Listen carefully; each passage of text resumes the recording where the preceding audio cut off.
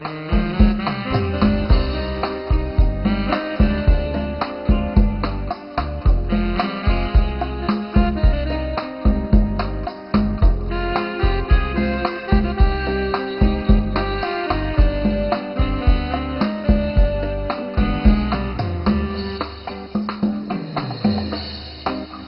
trên một chén sầu thôi, mong quên thì mong người tối cuối đời. Say quài tóc cũng ngả sương, mà tim vẫn nói như đường tơ mưa. Phố đêm vang tiếng đàn cô, lời ca phú hát chẳng ai nghe rồi. Ta ngồi với bóng chính mình, đôi đôi mà đường không thành tên. Em đi như gió mùa xa, ta ngồi ôm gió để thăm gọi em.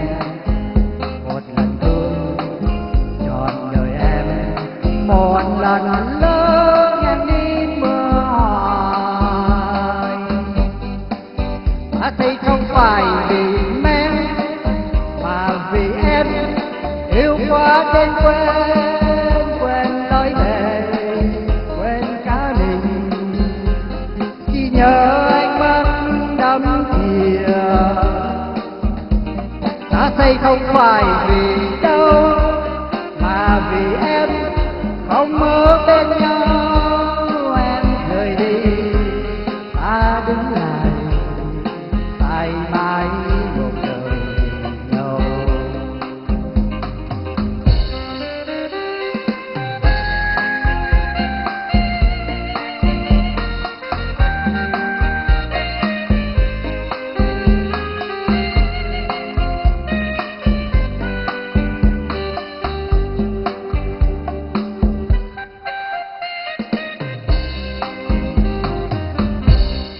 Lỡ yêu anh mắt đậm sâu, một lần chót phải mất nhau buồn đời. Nỗi đau chẳng nói thành tên, chỉ nghe đi giấc qua đêm lạnh lùng. Đêm mai không biết thương ta, mà ta cứ giữ chẳng chào được ai.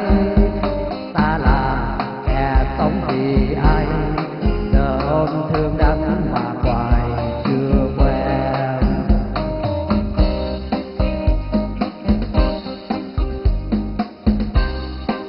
Ta thấy không phải vì em, mà vì em yêu quá nên quên lối về, quên cả mình.